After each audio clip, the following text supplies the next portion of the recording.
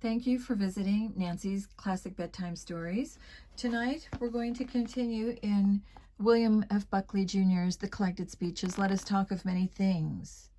And this particular address is a rally protesting the visit to the United States by Nikita Khrushchev at Carnegie Hall, New York, September 17th, 1960. We begin.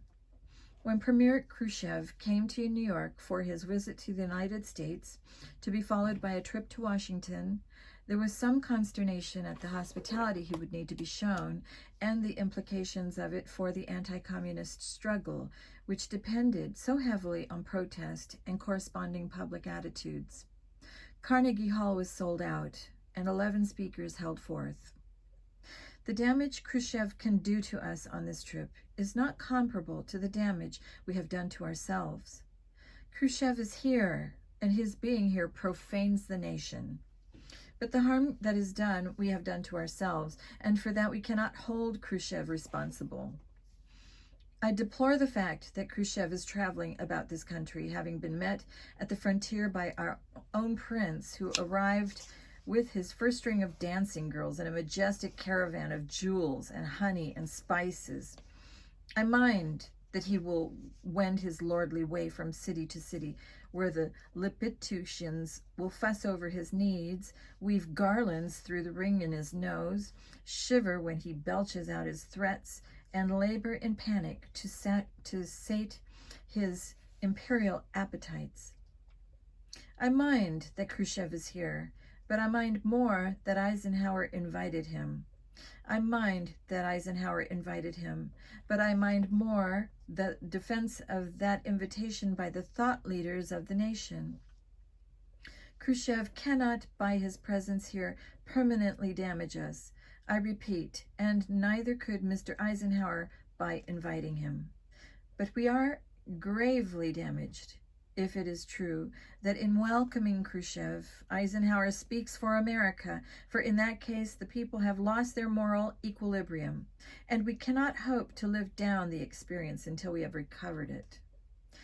I mind, in a word, the so-called reasons why Mr. Eisenhower issued the invitation. I mind, first, that reasons are being put forward, but mostly that they are being accepted. Khrushchev's visit has been successfully transmuted into a diplomatic necessity, and many speak of it as a stroke of diplomatic genius.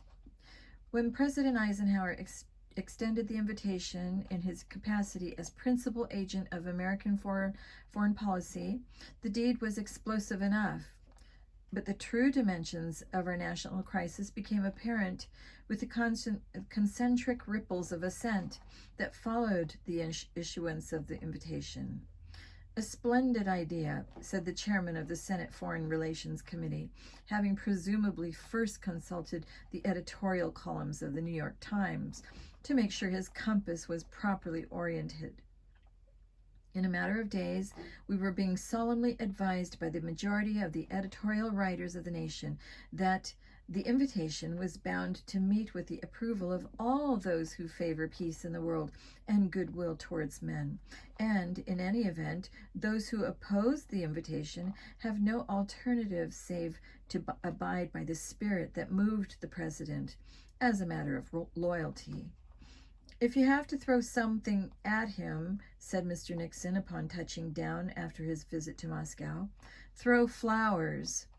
And then Mr. Gallup confirmed the popularity of the president's decision, which, it turns out, exceeds even the popularity of the president himself. I do not recall that 6 months ago Mr. Gallup canvassed the American people on the question whether Mr. Khrushchev should be invited to this country. But I doubt that anyone would dispute my guess that an emphatic majority would have voted against the visit. What happened? The sheer cogency of the invitation evidently struck the people as forcibly as the superiority of round over square wheels is said one day to have struck our primitive ancestors. Obviously, the visit is in order. The people seem to have grasped, giving way before the analysis of their leaders. How mischievous is the habit of adducing reasons for everything that is done. I can happily and unassailably delight in lobster and despise crab meat all my life, as long as I refrain from giving reasons why the one food suits and the other sickens. But when I seek rationally to motivate my preferences, I lose my authority. If only the publicists had refrained from shoring up the president's caprice with a Gothic rational structure. But no, we are rational people. There must be reasons for the invitation, and so the reasons are conjured up. I have not heard a reason why Khrushchev should come to this country. That is not, in fact, a reason why he should not come to this country. He will see for himself the health and wealth of the land. Very well. And once he has done so, what are we to expect? That he will weaken in his adherence to his maniacal course because the average American has the use of 1 2/3 toilets? One might as well expect the Bishop of Rome to break the apostolic succession on being confronted with the splendid new YMCA in Canton, Ohio. Does Khrushchev really doubt that there are 67 million automobiles in this country? What is he to do now that he is here? Count them? And what will he do if there is a discrepancy? Fire Alger Hiss? If Khrushchev were a man to be moved by empirical brushes with reality, how could he continue to believe in communism? He cannot turn a corner in the Soviet Union without colliding against stark evidence of the fraudulence of Marxist theory. Where is the workers' paradise? In the 2-room apartments that house 5 families. In the frozen reaches where he commits to slavery the millions upon millions who fail to appreciate the fact that under the Marxist prescription they have been elevated to a state of total freedom. In the headquarters of the secret police, where files are kept on every citizen of the Soviet Union, on the presumption that every citizen is an enemy of the proletarian state. Any man who is capable of being affected by the evidence of things as they are need not leave Russia to discover that the major premises of Karl Marx are mistaken. Dante cultivated a love of heaven by demonstrating the horrors of hell. It did not occur to him that the devil might be converted by taking him around the glories of the court of the Medici. What reason have we to believe that a man who knows Russia and still has not rejected Marx will be moved by the sight of Levittown? But even if Khrushchev fails to readjust his views after witnessing the economic miracles wrought by capitalism, in which connection it is relevant to recall the amazement of American industrial leaders on learning last winter that Mikoyan, the Soviet's deputy premier, knew more about American industrial accomplishments than they did. Even if Khrushchev finds out that Mikoyan was right all along, will he learn that other great lesson which one president advanced as a principal reason why Khrushchev should come? Is he going to encounter that firmness of American resolution which will cause him, when he returns to Russia, to furrow his brow in anxiety on resuming the war against us? I suggest that this brings us to the major reason why Khrushchev should not have been invited. If indeed the nation is united behind Mr. Eisenhower in this invitation, then the nation is united behind an act of diplomatic sentimentality, which can only confirm Khrushchev in the contempt he feels for the dissipated morale of a nation far gone, as the theorists of Marxism have all along contended, in decrepitude. That he should be invited to visit here as though he were susceptible to irrational engagement. That he should achieve orthodox diplomatic recognition not 4 years after shocking history itself by the brutalities of Budapest, months after endorsing the shooting down of an unarmed American plane, only weeks since he last shrieked his intention of demolishing the West, only days since publishing in an American magazine his undiluted resolve to enslave the citizens of free Berlin. That such an introduction should end up constituting his credentials for a visit to America will teach him something about the West that some of us wish he might never have known. What is it that stands in the way of communism's march? The little homilies of American capitalism? A gigantic air force which depends less on gasoline than on the pronouncements of the Committee for a Sane Nuclear Policy to know whether it can ever be airborne? Is this indeed the nature of the enemy? Khrushchev will be entitled to wonder exultantly after 12 days of giddy American camaraderie.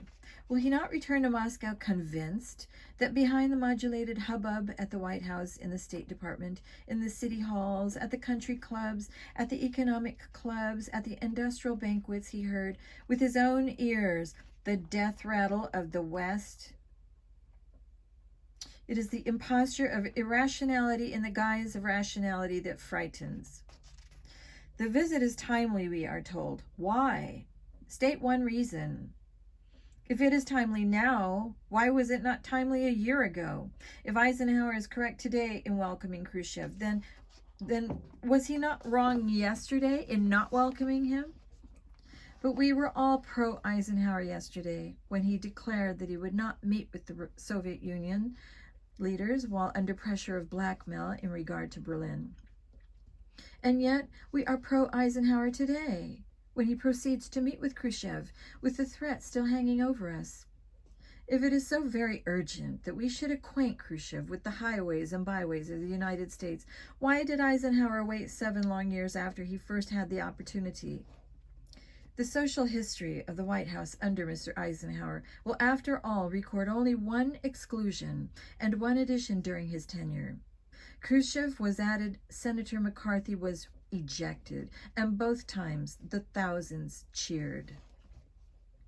This afternoon, Mayor Robert Wagner danced attendance upon Mr. Khrushchev. Did he do so because Premier Khrushchev is head of a foreign state and so entitled ex officio to the hospitality of New York's mayor? It isn't that simple, as we pointed out last week in the National Review Bulletin. Last year, Mayor Wagner ostentatiously announced his refusal to greet Ibn Saud on the grounds that Ibn Saud discriminates against Jews in Saudi Arabia, and no man who discriminates against Jews in Saudi Arabia is going to be handled courteously by Bob Wagner, mayor of New York. Now, as everyone knows, what Nikita Khrushchev does to Jews is kill them. On the other hand, he does much the same thing to Catholics and Protestants. Could that be why Mr. Wagner consented to honor Khrushchev? Khrushchev murders people without regard to race, color, or creed, and therefore whatever he is guilty of, he is not guilty of discrimination?